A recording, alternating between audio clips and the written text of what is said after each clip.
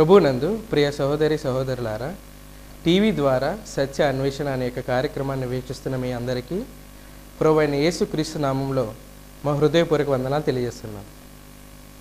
గత కొన్ని సంవత్సరములుగా ఈ యొక్క కార్యక్రమాన్ని మీ యొక్క ఆదరణతో ముందుకు నడిపిస్తూ మీ యొక్క ప్రశ్నలకు సమాధానం తెలుసుకున్నందుకు మీకు మా కృతజ్ఞతలు. ఈ సత్య అన్వేషణ అనే కార్యక్రమాన్ని కొవ్వూరు మరియు ఆరికిరేవుల క్రీస్తు సంఘం మీకు అందజేస్తుంది. ఈ సమయంలో మన సహోదరులు, దైవజనులు, క్రీస్తు సంఘ సువార్థికులు ఏ విశ్వేశ్వరరావు గారు మనకి వాక్యాన్ని అందిస్తారు. ప్రభునందు ప్రియమైనటువంటి సహోదరులకు సత్య అన్వేషణ అనేటువంటి కార్యక్రమాన్ని వీక్షిస్తున్నటువంటి శ్రోతలందరికీ ప్రభు అయినటువంటి యేసుక్రీస్తు వారి నామంలో శుభాభివందనాలు తెలియజేస్తున్నాను. మన తండ్రి అయినటువంటి దేవుడు గతించిన కాలమంతా మనల్ని కాచి కాపాడి భద్రపరిచి ఈ ప్రత్యేకమైనటువంటి సమయం మనకు అనుగ్రహించినందుకు దేవదేవుడికి కృతజ్ఞతలు, స్తుతులు, స్తోత్రములు. ముఖ్యంగా ఈ కార్యక్రమాన్ని మీకు అందిస్తున్నటువంటి వారు ఆరికిరేవుల కొవ్వూరు క్రీస్తు సంఘ సభ్యులు. వారి దాతృత్వాన్ని హెచ్చించి వారి గుప్పెడు విప్పి ఎక్కువగా ధన సహాయాన్ని చేస్తూ ఈ కార్యక్రమాన్ని మీ మధ్యకు తీసుకుని రావడానికి వారు సహకరిస్తున్నందుకు వారి సహకారాన్ని బట్టి టీవీ ద్వారా వారికి హృదయపూర్వకమైనటువంటి వందనములు, కృతజ్ఞతలు తెలియజేస్తున్నాము. ఈ కార్యక్రమంలో ఈరోజు మనం మాట్లాడుకునేటువంటి అంశం మీద ప్రతి ఒక్కరు కూడా మనసు పెట్టి ఆలోచిస్తారని హృదయపూర్వకంగా కోరుతున్నాం. ప్రార్థన తర్వాత ఈ కార్యక్రమంలోనికి మనం తలలో వచ్చినట్లయితే ప్రార్థన. పరిశుద్ధులైన మా ప్రియ పరలోక తండ్రి, నీ పరిశుద్ధమైన శ్రేష్టమైన ఘనమైన నామమునకు కృతజ్ఞతలు, స్తుతులు, స్తోత్రములు తండ్రి. గతించిన కాలమంతా మమ్మల్ని కాచి కాపాడి భద్రపరిచి నీ ప్రత్యేకమైనటువంటి ఆశీర్వాదములతో మాకు ఇచ్చిన ఆరోగ్యమును బట్టి, ఆహారమును బట్టి, ఆర్థికమును బట్టి మీకు కృతజ్ఞతలు తెలియజేస్తున్నాను. ఇదిగో ప్రియ తండ్రి, ఈరోజు మేము మాట్లాడుతున్నటువంటి మాటలు, చదువుతున్నటువంటి వాక్యాన్ని మీరు దీవించండి, ఆశీర్వదించండి. మాట్లాడుతున్నటువంటి నాకు పెంచినటువంటి మా ప్రియులకు గ్రహింపు శక్తిని, సత్యవాక్యమును గ్రహించగలిగినటువంటి మనసును మీరు మాకు అనుగ్రహిస్తారని ప్రార్థిస్తున్నాను. యుగముల పర్యాంతము మీరే దేవుడై ఉండి ఘనత, మహిమ, ప్రభావం పొందుతున్నందుకు మీకు కృతజ్ఞతలు, స్తుతులు, స్తోత్రములు. ఈ కార్యక్రమాన్ని వింటున్నటువంటి వారు అనేక మంది అనారోగ్యంతో, అస్వస్థతతో, లేవలేనటువంటి పరిస్థితుల్లో ఉండవచ్చు. అటువంటి వారికి మీరు సహాయం చేయండి. అటువంటి వారిని దీవించండి. అటువంటి వారిని ఆశీర్వదించండి. అటువంటి వారికి మారు మనసులు కలుగు చేస్తారు. సత్యవాక్యములోనికి వారిని రాగలిగినట్లు సహాయం చేస్తారు. మా ప్రియ ప్రభు రక్షకుడు క్రీస్తు యేసు నామమున అడిగి ప్రార్థిస్తున్నాం తండ్రి. ప్రియమైనటువంటి సహోదరులారా, మనందరికి తెలిసినటువంటి వాక్యమే. అనేక సార్లు సమయ సందర్భాలను బట్టి నేను ఈ మాటలు తెలియచేశాను. అయితే మరి ఒకసారి ఆ మాటను మనం చదివి ఆ వచనంలో ఉన్నటువంటి అర్థభావాలను మనం గ్రహించడానికి మనం ప్రయత్నం చేద్దాం. దయతో మీరు కూడా సహకరిస్తారని కోరుతున్నాను. గలతీలకు రాసినటువంటి పత్రికలో అపోస్తలుడైన పౌలు ఒక మాటను రాస్తున్నాడు. ఈ మాట అందరూ ఎక్కువగా ఈ డిసెంబర్ నెలలో ఎక్కువ మంది వాడుతూ ఉంటారు, చదువుతూ ఉంటారు, మాట్లాడుతూ ఉంటారు. అయితే గ్రంథకర్త ఎందుకు ఆ మాట వాడాడు, పరిశుద్ధాత్ముడు ఎందుకు వాడాడు అపోస్తలుడైన పౌలు ద్వారా, ఆ విషయం మనకి కొంచెం ఆలోచన చేసినట్లయితే ఒక అభిప్రాయం మనకి తెలుస్తుంది. 4వ అధ్యాయం 4వ వచనం మనందరికీ తెలిసినటువంటి వచనం. అయితే కాలము పరిపూర్ణమైనప్పుడు దేవుడు తన కుమారుని పంపాడు. కాలం అనేటువంటిది మనకి బైబిల్లో కొలమానాన్ని చెప్పిస్తుంది. ఎంతకాలం? ఆది కాలం ఉంది, అనాది కాలం ఉంది. కాలాలు, సమయాలు తండ్రికి తెలుసు. కాలము పరిపూర్ణమైనప్పుడు అని అంటున్నాడు. ఎప్పుడు పరిపూర్ణమైంది, ఎలాగో పరిపూర్ణమైందో మనకు అర్థమైనట్లయితే ప్రభైనటువంటి యేసుక్రీస్తు వారిని తండ్రి అయిన దేవుడు ఎందుకు పంపాడు, ఎలాగో పంపాడు అనేటువంటి విషయం మనకు తెలుసు. ఆయన అంటే క్రీస్తు స్త్రీ యందు పుట్టి, ఎవరు కుమారుడైనటువంటి యేసుక్రీస్తు వారు స్త్రీ యందు పుట్టి మనము దత్తపుత్రులము కావాలనని ధర్మశాస్త్రమునకు లోబడి ఉన్న వారిని విమోచించుటకై ధర్మశాస్త్రమునకు లోబడిన వారాయను దత్తపుత్రులము అనేటువంటి మాట ఇక్కడ వాడాడు. ఏంటంటే అడాప్షన్.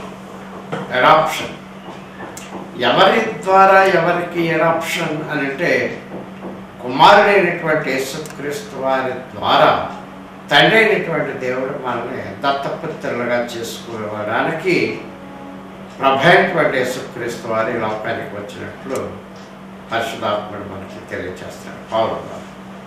ఇక్కడ ఈ 4వ వచనంలో మనం చూసినట్లయితే స్త్రీ యందు పుట్టి, ఈ మాట, ఈ వాగ్దానం తండ్రి అయినటువంటి దేవుడు ఆదాము అవ్వలతో చేస్తాడు. 3వ అధ్యాయం ఆదికాండం 15వ వచనం మనం చూసినట్లయితే స్త్రీ సంతానానికి సాతానికి వైరం ఉంది అని అక్కడ వాగ్దానం చేశాడు. అంటే స్త్రీ సంతానము ఇంచుమించు 4000 సంవత్సరాలకు ముందే తండ్రి అయినటువంటి దేవుడు వాగ్దానం చేశాడు. అయితే కాలము పరిపూర్ణమైనప్పుడు దేవుడు తన కుమారుని పంపి ధర్మశాస్త్రమునకు లోనైనటువంటి వారిని, ధర్మశాస్త్రమునకు విధేయుడైనటువంటి వారిని విడిపించడానికి ధర్మశాస్త్రమునకు లోబడిన వాడాయను అనేటువంటి మాటని ఇక్కడ రాస్తాడు. గలతీ పత్రిక అంతా కూడా ధర్మశాస్త్రము నుండి విడుదల, ధర్మశాస్త్రము నుండి విడుదల. ఇది గలతీ పత్రికలో చాలా విషయాలు మాట్లాడుతున్నాడు. ధర్మశాస్త్రంలో నీతి లేదు, ధర్మశాస్త్రంలో విడుదల లేదు, ధర్మశాస్త్రము ద్వారా ఏ నరుడును కూడా దేవుని యొద్దకు చేరలేడు అనేటువంటి విషయాన్ని ఈ గ్రంథకర్త రాస్తున్నారు.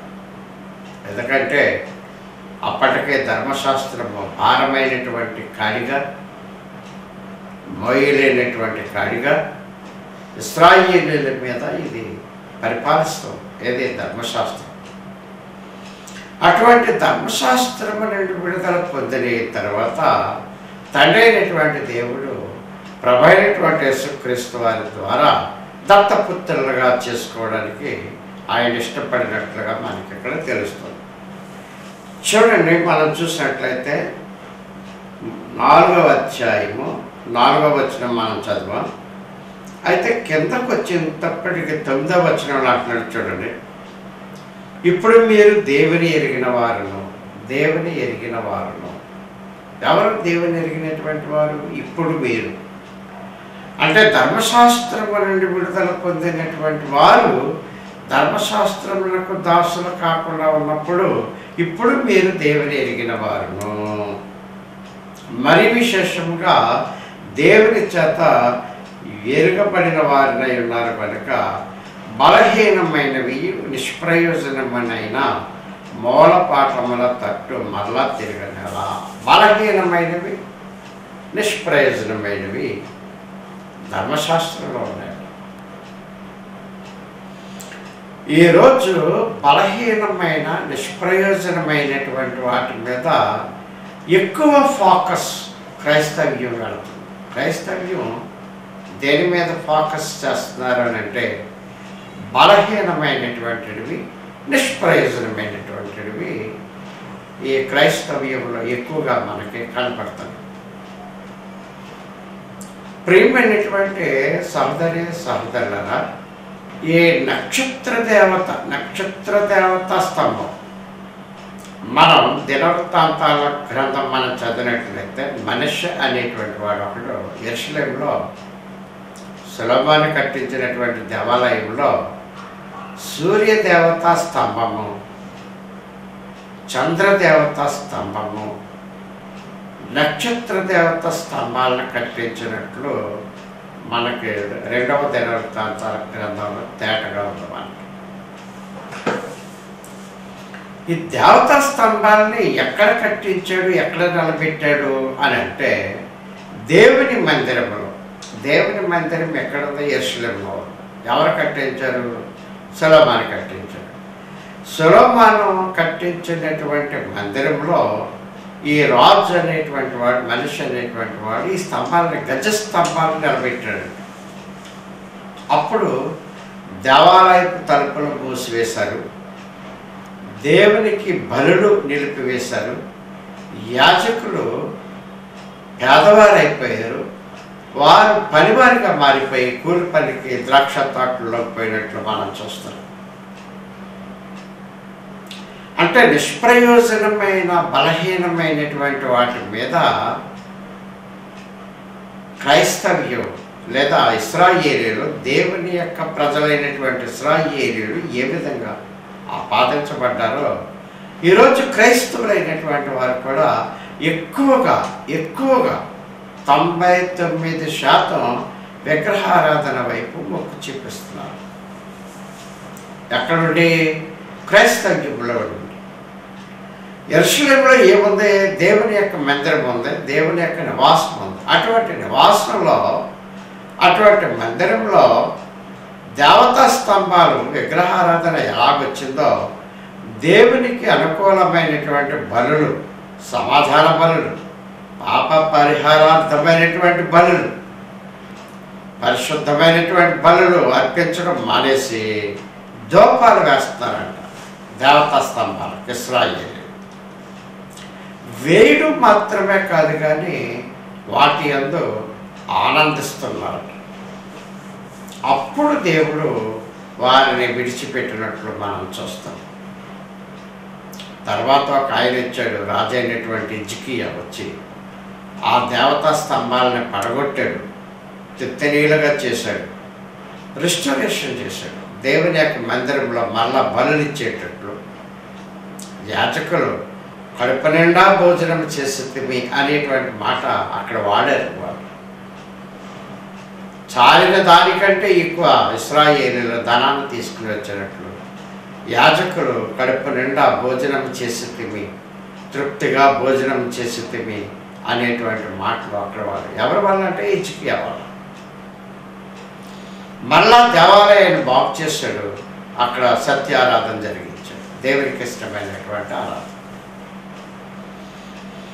ఈరోజు తండ్రి అయినటువంటి దేవుడు క్రైస్తవ్యంలో కూడా ఇటువంటి విగ్రహారాధన తొలగించడానికి ఒక సత్యవంతుడు హిజ్కియా వలె ఒక నాయకుడు లేవలసినటువంటి అవసరం.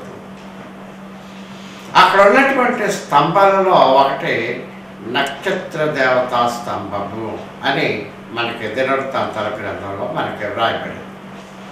ఈ నక్షత్ర దేవత స్తంభం, నక్షత్ర దేవత ఆరాధన ఎక్కడి నుంచి ప్రారంభమైంది అని అంటే మనకి అపోస్తలుల కార్యంలో 7వ అధ్యాయంలో మనకి ఒక చిన్న క్లూ దొరుకుతుంది. చూడండి, అపోస్తలుల కార్యం 7వ అధ్యాయం మనం చూసినట్లయితే 41వ వచనం కానీ చదువు. ఆ దినములలో అంటే ఇశ్రాయేలీయుల దినములలో అరణ్యంలో ఎర్ర సముద్రం దాటిన తర్వాత వారొక దూడను చేసుకుని ఆ విగ్రహమునకు బలర్పించి ఏ విగ్రహము? దూడను చేసుకుని ఆ విగ్రహానికి బలర్పించి తమ చేతులతో నిర్మించిన వాటి యందు ఉల్లసించిరి. చేతులతో చేసిన వాటి యందు వల్లసించిరి. ఇది పరిశుద్ధాత్ముడు బలహీనమైనవి, నిష్ప్రయోజనమైనవి, వాటిని మీరు మొక్కకూడదు, వాటిని మీరు ఆరాధించకూడదు అని అంటున్నాడు. కొలస్సీలకు రాసినటువంటి పత్రిక మనం చదివినట్లయితే 18వ వచనం అంటాడు, 2వ అధ్యాయం 18వ వచనం. కాబట్టి పండుగ, అమావాస్య, విశ్రాంతి దినముల విషయంలో మీరు చాలా జాగ్రత్తగా ఉంటుంది. అంటే ఈ పండుగలు, ఈ అమావాస్యలు ఎక్కడ ఉన్నాయి అని అంటే ధర్మశాస్త్రంలో ఉన్నాయి. అటువంటి ధర్మశాస్త్రము నిష్ప్రయోజనమైనది, నిష్ఫలమైనటువంటిదని నొక్కి మొక్కి చెప్తున్నాడు అపోస్తలుడైనటువంటి పౌలు. ఇక్కడ ఇంకా మాట్లాడుతున్నారు చూడండి. వారిని విడిచి పెట్టాడు, అందుకు దేవుడు వారికి విముఖుడై ఆకాశ సైన్యమును సేవించుటకు వారిని విడిచిపెట్టాను.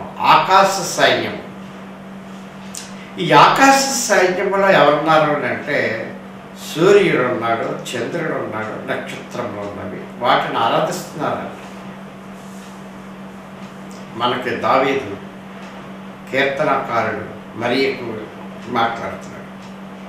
117వ కీర్తన అంటాడు, విగ్రహాల గురించి మాట్లాడుతూ విగ్రహము వట్టిదని.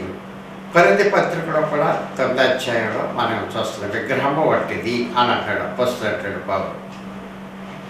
దావీదు ఏమని అంటున్నాడు అని అంటే వారి విగ్రహములు వ్యర్థమైనవి, అవి కాళ్ళుండి నడవలేవు, చేతులుండి సహాయం చేయలేవు, చెవులుండి వినలేవు, కన్నులుండి చూడలేవు, ముక్కుండి వాసన చూడలేవు, నోరుండి మాట్లాడలేవు, అవి నిష్ప్రయోజనమైనటువంటివి, వాటిని తయారు చేయవారు, వాటిని పూజించేవారు కూడా అటువంటి వారే అని.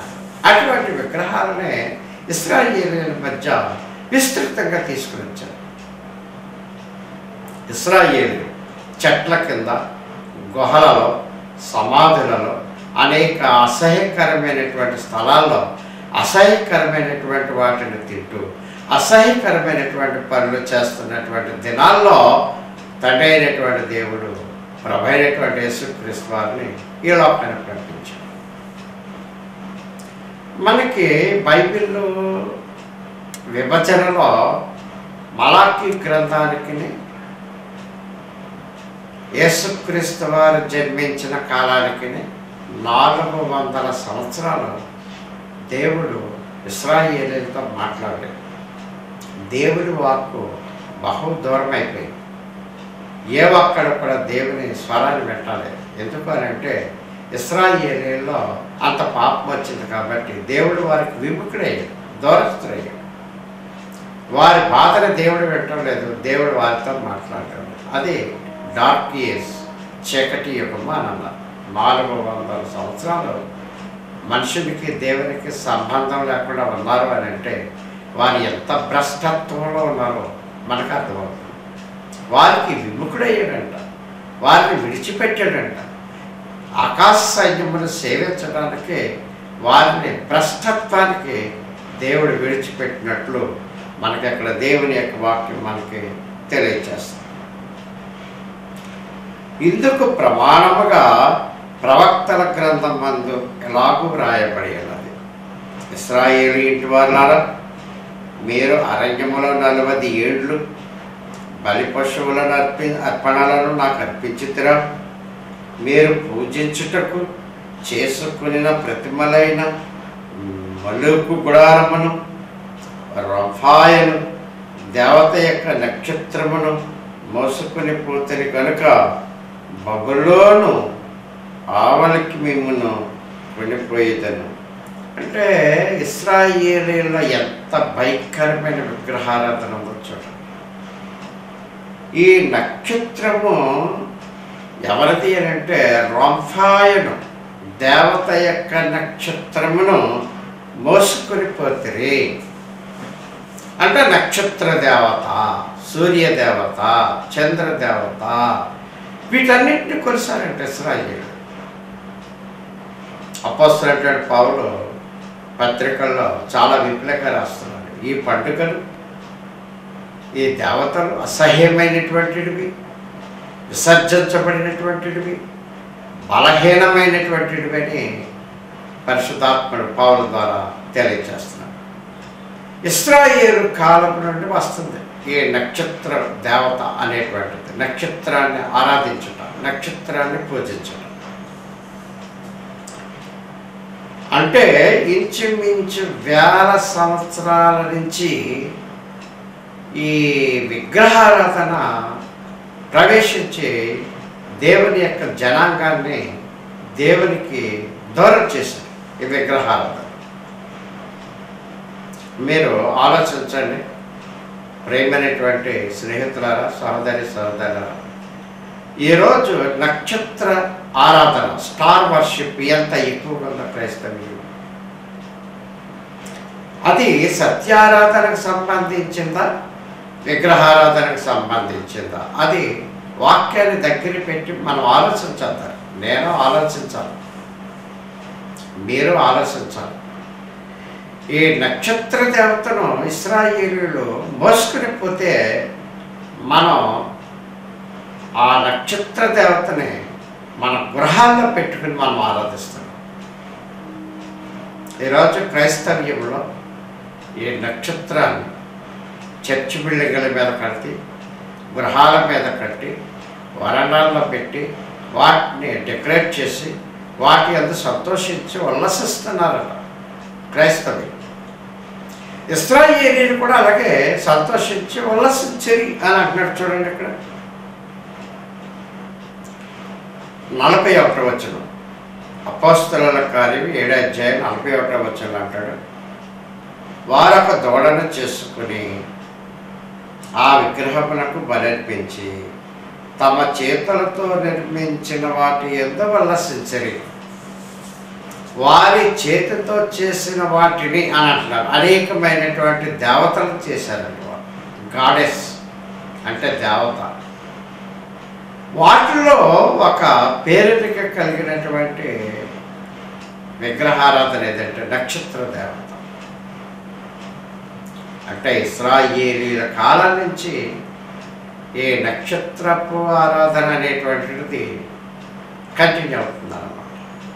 అది రాను రాను రాను రాను ఎక్కడ ప్రవేశించింది అని అంటే క్రీస్తు రక్తము ఎక్కడైతే ఉందో, క్రీస్తు రక్తంలో ఎవరైతే కడగబడ్డారో వారి మధ్యకు కూడా వచ్చేసింది ఈ నక్షత్ర దేవత ఆరాధన. కాబట్టి మీరు ఆలోచించండి, ఈరోజు నక్షత్ర దేవత ఆరాధన ఎంత ఎక్కువగా ఉందో మీరు ఆలోచించండి. ఏ రోజు భారతదేశంలో ఏ నక్షత్ర ఆరాధన లేదా భూగోళంలో ఏ నక్షత్ర ఆరాధన, స్టార్ వర్షిప్, ట్రీ వర్షిప్ ఎంత ఎక్కువగా ఉందో మీరు ఆలోచించండి. చెట్టును నాటుతున్నారు, స్టార్ కలుపుతున్నారు. అంటే ట్రీ వర్షిప్ ఉంది, స్టార్ వర్షిప్ ఉంది. అంటే అది విగ్రహారాధన అని అన్నాడు యేసుక్రీస్తు వారు.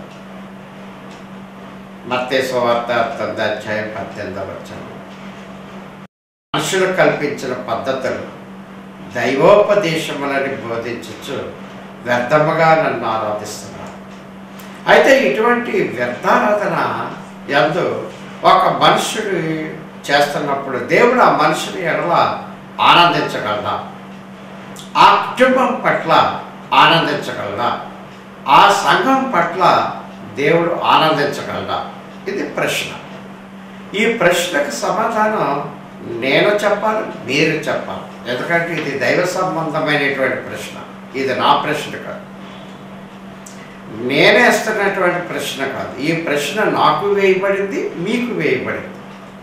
ఇటువంటి విగ్రహారాధన చేసేటువంటి వారికి దేవుడు సమీపంగా ఉన్నాడా, విముఖుడై ఉన్నాడా? నేను ఈ వాక్యాన్ని మాట్లాడిన తర్వాత నేను ఒక నక్షత్రాన్ని సంఘ అంటే చర్చ్ బిల్డింగ్ మీద కానీ, నా ఇంట్లో కానీ, నా ఇంటి మీద కానీ కట్టి దాన్ని డెకరేట్ చేసినట్లయితే నేను విగ్రహారాధకుడిని అని మీరు గమనించాలి.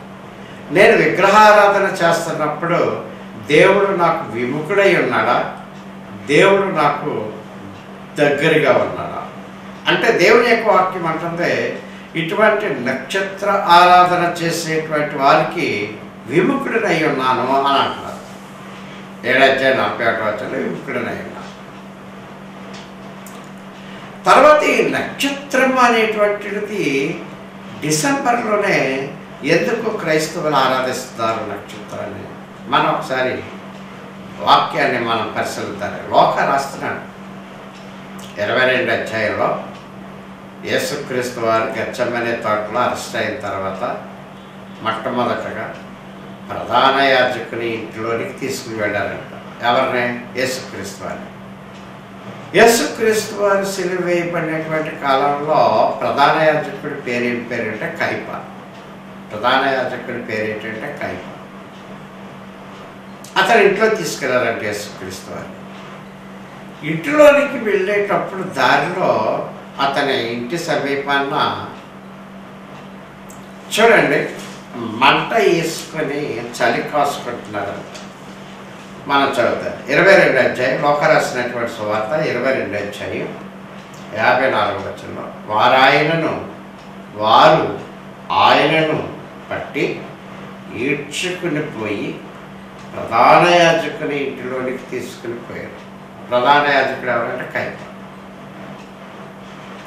పేతురు దూరంగా వారి వెనుక వచ్చుచుండాడు. పేతురు మత్తయి రాస్తున్నాడు, దీని అంతమేమవునో అని పేతురు యేసుక్రీస్తు వారి వెనకాలే వెళ్తున్నాడు. శిష్యులంతా పారిపోయారు. పేతురు సమీపంగా లేడు కానీ దూరంగా ఉండి వెంబడిస్తున్నాడు. అందుకే మీరు పేతురు రాసినటువంటి పత్రికలు మీరు చదివినట్లయితే చాలా ఎక్కువ వివరణ ఇస్తాడు. అక్కడ అపోస్తలుల కార్యం 2వ అధ్యాయంలో కూడా ప్రసంగంలో పేతురు చాలా గొప్ప విషయాలు మాట్లాడతాడు. ఎందుకంటే దగ్గరగా ఉండి చూసినటువంటి వాడు ఆయన ఒకడే.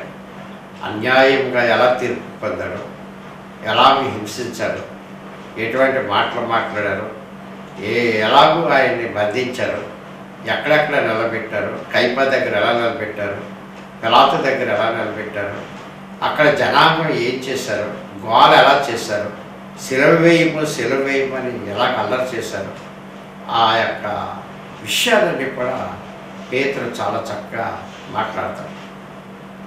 ఎక్కడ చూడండి అంతటా కొందరు